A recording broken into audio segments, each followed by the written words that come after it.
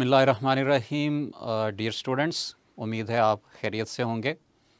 हम जो आज टॉपिक स्टार्ट करने जा रहे हैं that is of female reproductive cycle. इससे पहले आपने फीमेल रिप्रोडक्टिव सिस्टम में पढ़ा था कि एग की डेवलपमेंट और उसका रिलीज़ ये एक साइक्लिक प्रोसेस है और इसी वजह से इसको हम रिप्रोडक्टिव साइकिल के साथ रिलेट करते हैं। अब नॉर्मली मैमल्स के अंदर दो तरह की रिप्रोडक्टिव साइकिल्स होती हैं। One is the oestrus cycle and other is the menstrual cycle. Menstrual cycle is in humans, जबकि बाकी जितने भी मैमल्स हैं उनमें ईस्ट्रस साइकिल मौजूद होगी। मेंस्ट्रुअल साइकिल और ईस्ट्रस साइकिल में एक दो मेन डिफरेंसेस हैं, जिनमें से एक डिफरेंस ये है कि मेंस्ट्रुअल साइकिल के केस में चाहे फर्टिलाइजेशन होगी या नहीं होगी, एग ने रिलीज़ होना है, यानी ओव्यूलेशन होगी अगर स्पर्म अवेलेबल नहीं है। लेकिन ईस्ट्रस साइकिल के केस में अगर स्पर्म अवेलेबल नहीं होगा तो एग कंजर्व रहेगा, यानी वो रिलीज़ नहीं होगा।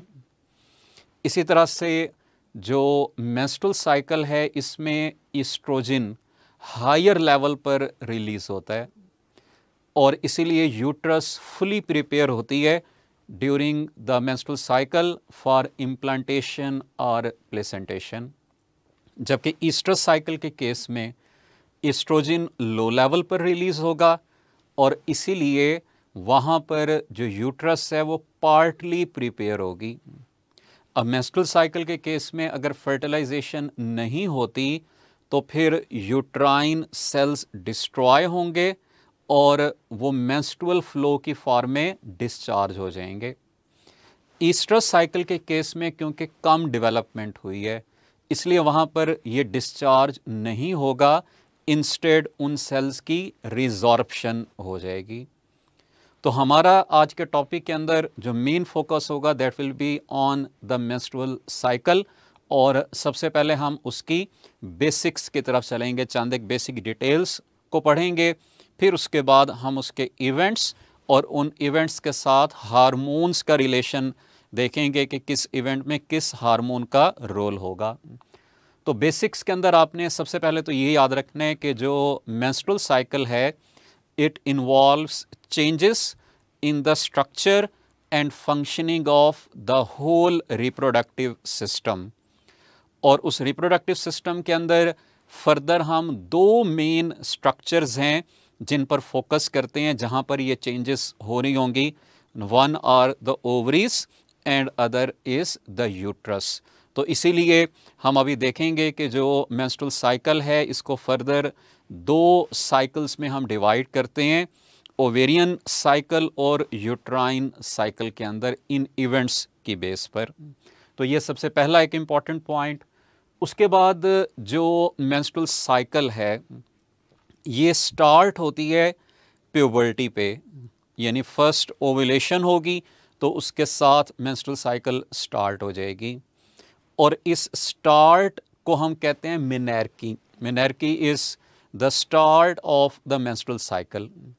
और इसी तरह से आपने याद रखना है कि this will end in late 40s और अर्ली 50s, जहाँ पर ये menstrual cycle ovulation completely stop हो जाएंगे।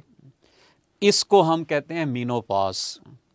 अब उसकी रीज़न क्या है वो आपने याद रखनी है कि ओवरी के अंदर जो फॉलिकल्स हैं they are developed in millions और एक वक्त में जब FSH ओवरी पर एक्ट करता है तो काफ़ी सारे फॉलिकल्स डेवलप होना शुरू होते हैं। उनमें से मेजॉरिटी डीजनरेट हो जाते हैं। इन प्राइमरी फॉलिकल्स की डीजनरेशन को हम कहते हैं फॉलिकुलर एट्रेजिया और सिर्फ एक फॉलिकल ऐसा होगा जो आगे मैच्योर होगा। अब एक फॉलिकल का मतलब है उसके अंदर एक प्राइमरी ओसाइट और उससे एक एग एक वक्त में डेवलप होगा। तो अब ओवरऑल आपने याद रखना है कि कोई 400 से 500 के करीब फॉलिकल्स की मैचुरेशन होती है, मैच्योर होते हैं और इसीलिए जैसे जैसे मेंस्ट्रुअल साइकिल चलती जाएगी ये टोटल नंबर डिक्रीज़ होता जाएगा। यानी लाइक अगर हम सपोज करें कि 400 फॉलिकल्स ने मैच्योर होना था, तो एक साइकिल में एक मैच्योर हुआ, बाकी रह गया 399। फिर अगले साइकिल में एक और मैच्योर होगा, बाकी रह गया 398। तो 300 होगा, फिर 200 होगा। जब ये नंबर ज़ीरो पे पहुंचेगा, वो ज़ीरो पे कब पहुंचेगा? नॉर्मली 40s 50s की एज के अंदर। तो जब ये नंबर ज़ीरो पे पहुंचेगा तब हम कहेंगे कि अब मज़ीद फॉलिकल अवेलेबल नहीं है। तो इसलिए उस टाइम पे ओव्यूलेशन भी रुक जाएगी, मेंस्ट्रुअल साइकिल भी रुक जाएगी, और इस कंप्लीट स्टॉप को हम कहेंगे मीनोपॉज। नेक्स्ट अब हम चलते हैं टूवर्ड्स इट्स कंट्रोल। जो मेंस्ट्रुअल साइकिल है it is under the control of pituitary gonadotrophins. Gonadotrophins हम उन हार्मोन्स को कहते हैं दैट एक्ट ऑन गोनेड्स। और यहाँ पर दो इम्पॉर्टेंट पिट्यूटरी गोनाडोट्रोफिन्स के रोल को हम पढ़ेंगे जो मेंस्ट्रुअल साइकिल को रेगुलेट करते हैं। These are FSH and LH, follicle stimulating hormone और luteinizing hormone. Both are release from the anterior pituitary.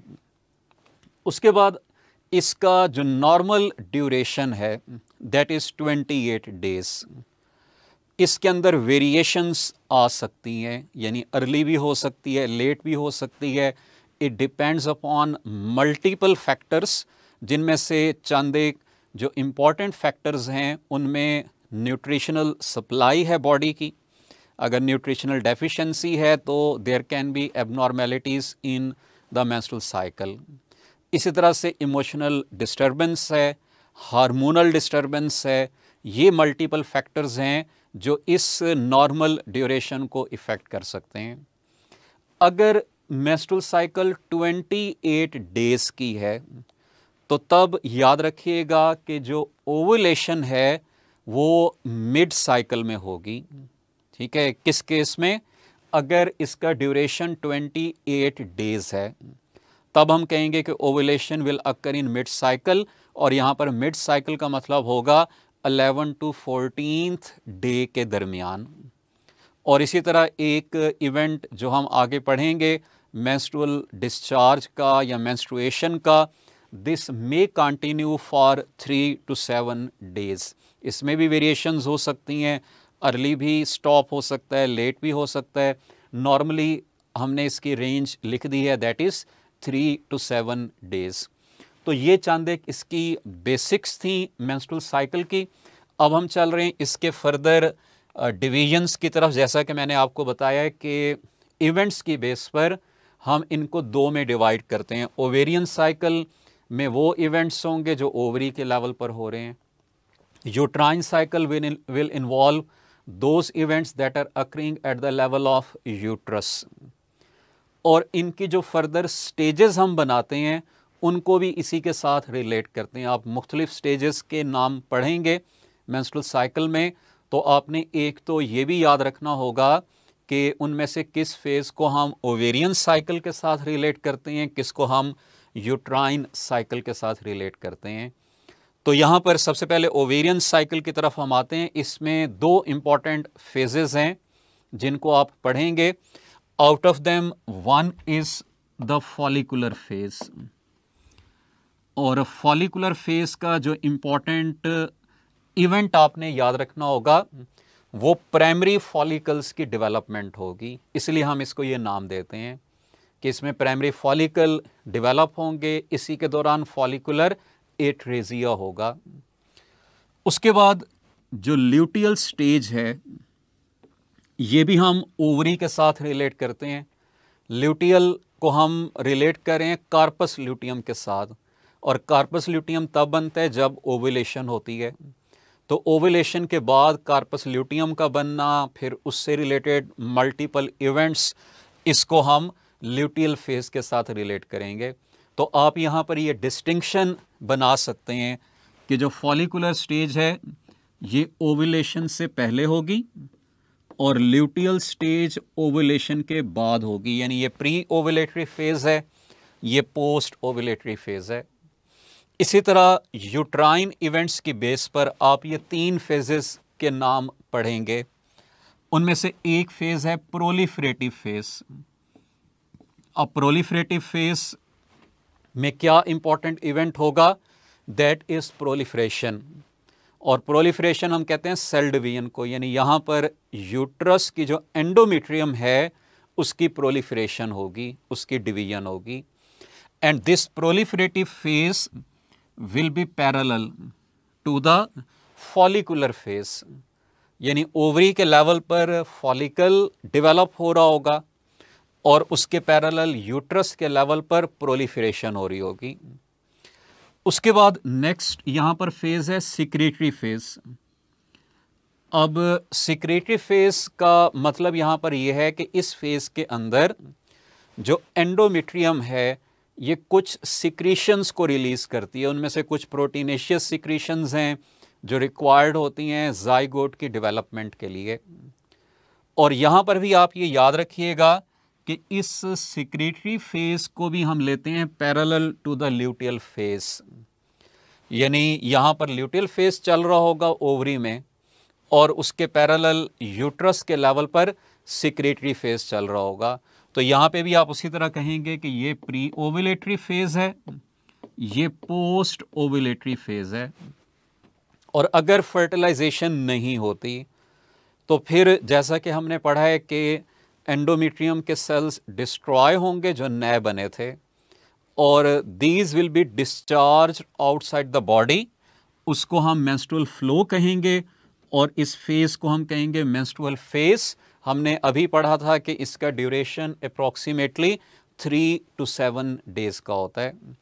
तो ये फेजेस हैं। अब हम इन फेजेस को इवेंट्स के साथ भी रिलेट करेंगे। Now I am moving towards the events of the menstrual cycle and it's hormonal regulation, इसको किस तरह से रेगुलेट किया जा रहा होता है। इसके अंदर आपने ये 3 ग्लैंड्स को याद रखना है जिनके रोल को हम यहाँ पर डिस्कस कर रहे होंगे। One is the anterior pituitary, number 2 is the ovary and number 3 is the uterus. ये तीनों आपस में लिंक होंगे फॉर दिस मेंस्ट्रुअल साइकिल। अब सबसे पहला इवेंट आपने ये याद रखना है कि एंटीरियर पिट्यूटरी से रिलीज होगा FSH। कब रिलीज होगा? At the age of puberty. और जैसा कि हमने पढ़ा था कि जब ये रिलीज होगा तब इसका मतलब है कि मेंस्ट्रुअल साइकिल ने स्टार्ट होना है। This FSH will act on the ovary, और ओवरी पे ये क्या करेगा? It will cause the development of primary follicles. एक वक्त में कितने फॉलिकल्स डेवलप होंगे? मल्टीपल। और उनमें से मैच्योर कितने होंगे? ओनली 1। बाकी कहाँ जाएंगे? डीजनरेट हो जाएंगे। उनके डीजनरेशन को हम क्या कहेंगे? Follicular atresia. अब ये जो एक फॉलिकल जिसने डेवलप होना है और मैच्योर होना है, इसको हम कहेंगे ग्राफियन फॉलिकल। और इसके अंदर अल्टीमेटली प्राइमरी ओवोसाइट भी डेवलप हो रहा होगा which will convert into the secondary oocyte. और आपने याद रखना है कि this Graafian follicle now secretes a hormone that is estrogen. यानी ये डेवलपिंग फॉलिकल, या आप कहेंगे कि Graafian follicle will secrete estrogen and estrogen will act on the uterus. इसने यूट्रस पर आके एक्ट करना है। अब यूट्रस पर किस लेयर पर ये एक्ट करेगा? हमने पढ़ा था 3 लेयर्स होती हैं, एंडोमेट्रियम, मायोमेट्रियम और perimetrium. So it will act on the endometrium. और एंडोमेट्रियम में इसने क्या चेंजेस करवानी है? प्रोलिफरेशन यानी सेल डिवीजन, जिसकी वजह से एंडोमेट्रियम थिक होगी, स्पॉन्जी होगी, और नए सेल्स बनने के साथ वहाँ पर नई ब्लड वेसल्स बनेंगी ताकि उनकी न्यूट्रिएंट्स की सप्लाई पूरी की जा सके। और इसको हम कहेंगे वेस्कुलराइजेशन, नई ब्लड वेसल्स के बनने को। अब जैसे कि मैंने पहले बताया है कि यहाँ पर चल रही है फॉलिकुलर स्टेज, और उसके पैरेलल यहाँ पर चल रही होगी प्रोलिफरेटिव फेज। अब जैसे जैसे ग्राफियन फॉलिकल डेवलप होता है, ब्लड के अंदर एस्ट्रोजन का लेवल राइज करना शुरू कर देता है और इस एस्ट्रोजन का पॉजिटिव फीडबैक बनता है एलएच के साथ, यानी ये एस्ट्रोजन का लेवल इंटीरियर पिट्यूटरी को इन्फ्लुएंस कर रहा होता है। जैसे जैसे इसका लेवल बढ़ेगा, एलएच का लेवल भी बढ़ता जाएगा और जब ब्लड के अंदर एस्ट्रोजन का पीक लेवल होगा तो तब एलएच का भी पीक लेवल होगा। And now this LH will act on the ovary, इसने भी ओवरी पे एक्ट करना है और ओवरी में किस पर एक्ट करेगा? On Graafian follicles. और इसने ग्राफियन फॉलिकल में क्या करवाना है? इसका रप्चर, और इस रप्चर की वजह से ओवुलेशन होगी और रप्चर के बाद जो रप्चर्ड फॉलिकल बचेगा उसको कहेंगे corpus luteum, which will be yellowish in structure, और ल्यूटियम का वर्ड हम इसी येलोइश स्ट्रक्चर के लिए यूज़ करते हैं। कार्पस जो है वो अमूमन एक टर्म हम यूज़ कर रहे होते हैं डेड के लिए, रप्चर्ड के लिए। तो आपने यहाँ पर ये याद रखना है कि एलएच ने एक्ट किया ओवरी पर, it caused rupture of the Graafian follicle, उससे सेकेंडरी ओसाइट रिलीज हुआ, उसको हमने ओवुलेशन कहा। और आपने पढ़ा हुआ है कि वो सेकेंडरी ओसाइट रिलीज होता है एब्डोमिनल कैविटी में, फिर उसने ओविडक्ट में जाना होता है। Corpus luteum will remain within the ovary. This corpus luteum is also glandular structure और यहां से रिलीज होगा प्रोजेस्टेरॉन हार्मोन। तो इसलिए आपसे अगर ये क्वेश्चन पूछते हैं कि प्रोजेस्टेरॉन कहां से रिलीज होता है, it is release from the ruptured follicles, या आप कहेंगे फ्रॉम द कार्पस ल्यूटियम। और ये एक्ट कहां करेगा? एक तो इसने एक्ट करना है यूट्रस के ऊपर, जैसा कि हमने पहले पढ़ा था यूट्रस की एंडोमेट्रियम पर, और ये ऑगमेंट करता है एस्ट्रोजन के एक्शन को, यानी इसने भी फर्दर थिकनिंग काज करनी है, फर्दर वेस्कुलराइजेशन को काज करना है।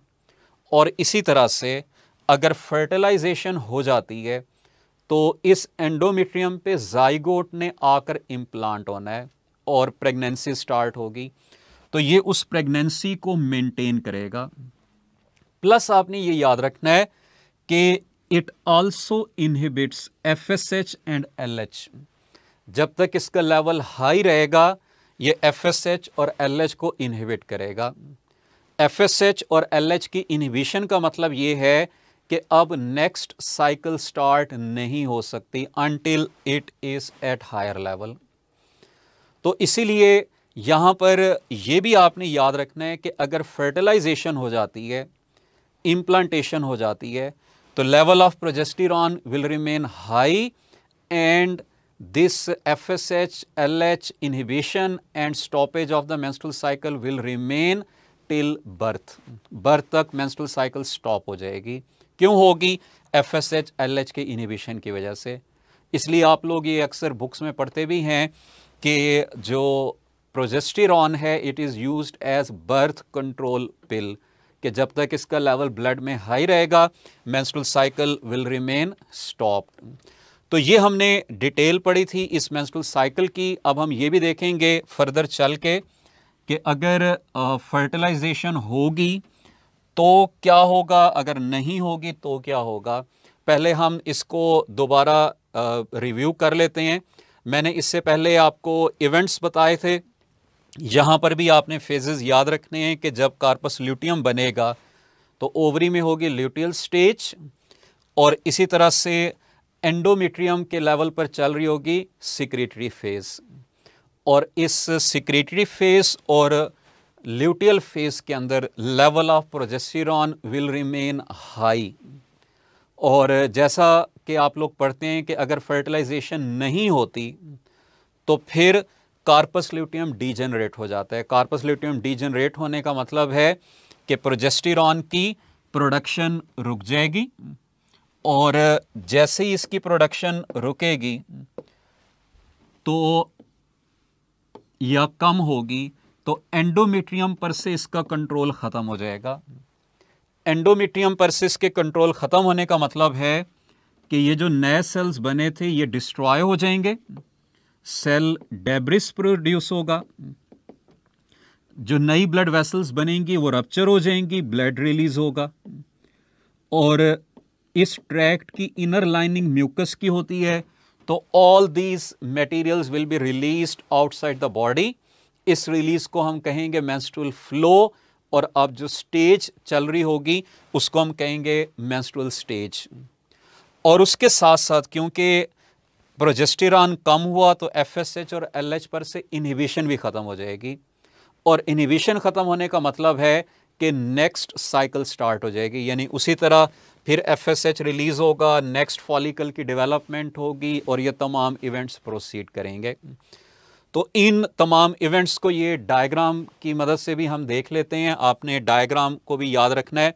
ये उसी तरह से है, एक तरफ ओवेरियन साइकिल है और दूसरी तरफ यूट्राइन साइकिल है, यूट्राइन इवेंट्स को रिप्रेजेंट कर रहे हैं। तो पिट्यूटरी से that is present at the base of fore brain, FSH release होगा, it will act on the follicle, ये फॉलिकल की डेवलपमेंट हो रही है, मेच्योर हो रहा है, और ये रिलीज कर रहा है इस्ट्रोजन को, और estrogen is acting on the uterus, उसकी एंडोमेट्रियम की डेवलपमेंट करवा रही है। फिर उसके बाद एलएच आएगा। एलएच ने क्या करना है, इसने इस ग्रेफियन फॉलिकल को रप्चर करना है, ओवुलेशन होगी, उस ओवुलेशन से ये येलोइश स्ट्रक्चर बन गई जिसको हम कह रहे हैं कार्पस ल्यूटियम। इस फेज को हम कहेंगे ल्यूटियल फेज, और इस कार्पस ल्यूटियम से सिक्रीट होगा प्रोजेस्टेरॉन। प्रोजेस्टेरॉन क्या कराएगा, इसकी मजीद थिकनिंग, और उसके साथ सिक्रीशंस रिलीज होंगी, वेस्कुलर हो जाएगी, थिक हो जाएगी। और इन केस अगर फर्टिलाइजेशन नहीं होती तो हमने पढ़ा है कि कार्पस ल्यूटियम डीजनरेट हो जाएगा, इस को अब हम नाम देंगे कार्पस एल्बिकेंस का। और जैसे ही ये डीजनरेट होगा तो प्रोजेस्टेरॉन का लेवल डिक्रीज होगा, और उस प्रोजेस्टेरॉन के लेवल डिक्रीज होने की वजह से मेंसेस प्रोड्यूस होंगे, मेंस्ट्रुअल डिस्चार्ज होगा। तो ये आपने डायग्रामेटिकली भी इवेंट्स को रिलेट करना है कि ओवरी में कौन सा इवेंट होगा और उसके पैरेलल यूट्रस में कौन सा इवेंट चल रहा होगा। ये दो हमारे पास ऑप्शंस होंगी। हम देखेंगे कि फर्टिलाइजेशन होती है या नहीं होती तो कार्पस ल्यूटियम पर क्या इफेक्ट आएगा, प्रोजेस्टेरॉन के लेवल पर क्या इफेक्ट आएगा, और मेंस्ट्रुअल साइकिल के लेवल पर क्या इफेक्ट आएगा। पहले हम ये देखेंगे कि fertilisation occurs, then corpus luteum will remain intact, progesterone secrete होता रहेगा which will maintain the pregnancy, and menstrual cycle will stop until its level is higher in blood। अगर फर्टिलाइजेशन नहीं होती तो फिर कार्पस ल्यूटियम डीजनरेट हो जाएगा, progesterone का लेवल लो हो जाएगा, और क्योंकि इनहिबिशन ख़त्म होगी तो नेक्स्ट साइकिल स्टार्ट हो जाएगी। तो ये दो आपने केसेस याद रखने हैं कि फर्टिलाइजेशन होती है या नहीं होती तो क्या होगा। अब हम चलते हैं इनके क्वेश्चंस की तरफ, चंद एक प्रैक्टिस क्वेश्चंस देखते हैं ताकि आपका ये टॉपिक रिवाइज हो जाए इन प्रैक्टिस क्वेश्चंस के थ्रू। क्वेश्चन नंबर 1 है, it represents ovarian event, ovulatory phase, तो ओवुलेशन जो है ये ओवेरियन इवेंट है। Proliferative phase, proliferation, secretion, menstrual, ये तीनों यूट्रस से रिलेटेड हैं, तो इसलिए करेक्ट ऑप्शन इसकी अल्फा बनेगी। Question number 2, which of the following pair of hormone act on endometrium, तो आपने पढ़ा है FSH and LH, these are released from the anterior pituitary and act on ovary. यहाँ पे पूछा है एंडोमेट्रियम पे, endometrium is the part of uterus. Estrogen and progesterone released from ovary and act on endometrium, ये ठीक है, और बाकियों के अंदर ये मिक्स ऑप्शंस हैं, तो करेक्ट ऑप्शन हमारे पास बीटा बनेगी। क्वेश्चन नंबर 3 है, progesterone causes inhibition of FSH and stimulation of LH, stimulation of FSH and inhibition of LH. Inhibition of both FSH and LH, stimulation of both. तो आपने topic में पढ़ा है कि it causes inhibition of both FSH and LH, so Charlie will be correct option. Question number 4 है structure formed after release of egg is primary follicle, Graafian follicle, corpus luteum, corpus albicans. तो egg के release के बाद जो structure immediately बनेगी वो yellowish होगी, उसको कहेंगे corpus luteum. So Charlie will be the correct option of this question.